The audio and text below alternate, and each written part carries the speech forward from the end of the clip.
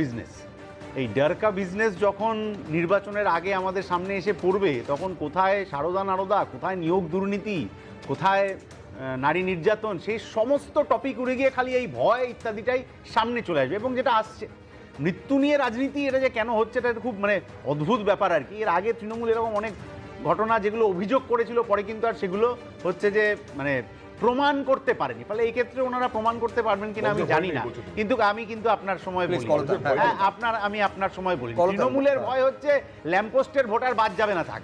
আমি এইসব কথা বলতে চাই না, কিন্তু বিএলওরা, সাধারণ মানুষ যারা সরকারি চাকরি করতে গেছেন তারা এই কাজ যে করবেন, তারা তৃণমূল বিজেপির মধ্যে কার্যত স্যান্ডউইচ হয়ে যাচ্ছে। নির্বাচন কমিশন নিয়ম করেছে আমার এনুমারেশন ফর্ম আমি বাড়ি না থাকলে আমার পাশের বাড়ির লোকও দিয়ে দিতে পারবে বিএলওকে। তাহলে পাশের বাড়ির যদি কোনো তৃণমূলের নেতা মৃত মানুষের নাম এনুমারেশন ফর্মে ভরে দিয়ে দেন, তারপর ওটা জমা পড়ে, তারপরে সেটা অবজেকশন হয়, তখন অন্য বিরোধী রাজনৈতিক দল তারা গিয়ে অভিযোগটা কার নামে করবে? বিএলওর নামে করবে। একদিকে এরা বলছেন যে 1 কোটি লোককে বাদ দিতে হবে, নাহলে বিএলওকে ছাড়বো না, আরেকদিকে এরা বলছেন কোনো নাম বাদ যাবে না।